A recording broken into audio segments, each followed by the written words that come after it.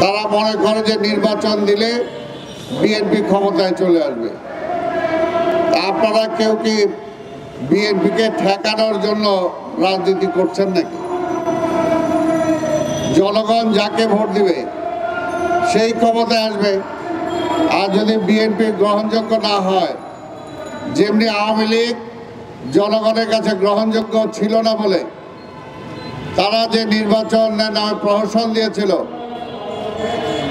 5 to 6%, 7%-এর বেশি লোকজন vote সেন্টারে যায় নাই। তা আপনাদের ভয় কিসের?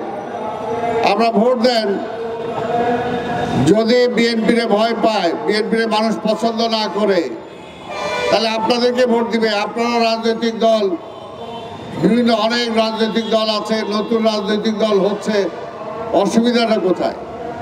কিন্তু আমরা মনে করি যদি নির্বাচন যারা পিছাতে চান, সেই পিছানোর মধ্য দিয়ে পরাজিত ফ্যাসিবাদকে আবার ক্ষমতায় আনার কোনো ষড়যন্ত্র করছেন কিনা, সেটাই হলো আজকে দেশ ও জাতির প্রশ্ন। তা না হলে নির্বাচন পিছানো হবে কেন, বা নির্বাচন করতে ভয় পাবেন কেন? আমরা তো বলি নাই সংস্কারবিহীন নির্বাচন। 6 মাস চলে গেল, প্রায় 5 মাসের উপরে,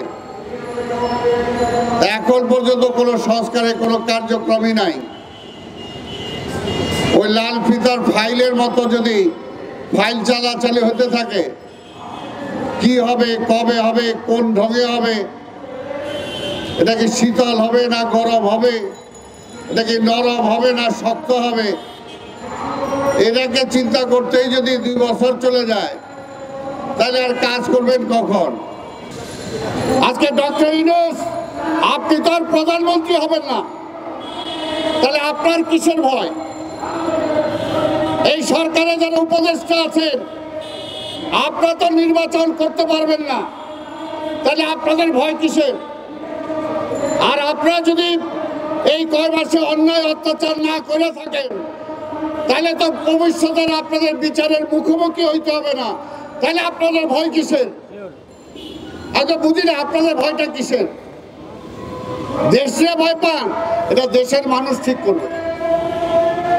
দেশ মানুষ ঠিক করবে। খারাপ মানুষ নির্বাচিত হবে কিনা সেটাও মানুষ ঠিক করবে। মানুষকে ঠিক, মানুষকে তার নেতা বানাইতে দেন। আপনি ভয় পায় লাভ নাই। আপনি ভয় পান কেন? আপনার ভয় পাওয়ার তো কোনো কারণই নাই।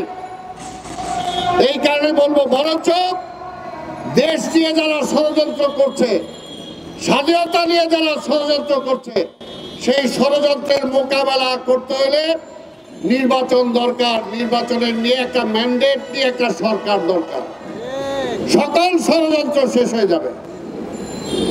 তখন ওই চোর, বাটপার, ডাকাত যাদেরকে এখনো ধরার সাহস পাইতেছেন না, তাদেরকে ধরতে হবে। না ধরলে আন্দোলন করবেন, অসুবিধা কি? না ধরলে আবার আন্দোলন হবে। যে সরকার ক্ষমতা আসবে, বিএনপি যদি আসে, তার মতো আন্দোলন করবেন। আন্দোলন তো শেষ নাই, কিন্তু একে সব ঠিক করে দিবেন পারবেন না তো? পারবেন না তো? ঢাকা শহরে এখন বলে ট্রাফিক সিস্টেমই ঠিক করতে পারেন নাই, পারবেন না আপনারা। বলছি তো, যে ফুলকপি গ্রামে বিক্রি হয় 2 টাকা দিয়ে, কারণ বাজারে হয় 20 টাকা, এটা তো ঠিক করতে পারেন নাই। আপনারা পারবেন না।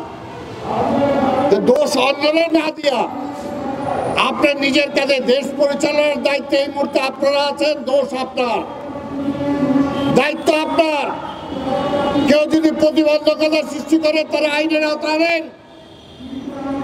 কিন্তু এইভাবে দেশ চলতে পারে না, দীর্ঘদিন চলতে পারে না।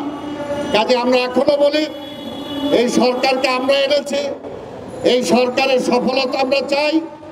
এই সরকার ব্যর্থ হলেই আমরা বলেছি, যেটা মহাসচিব বলছেন, ব্যর্থ হলেই তো অন্য চিন্তা আসবে।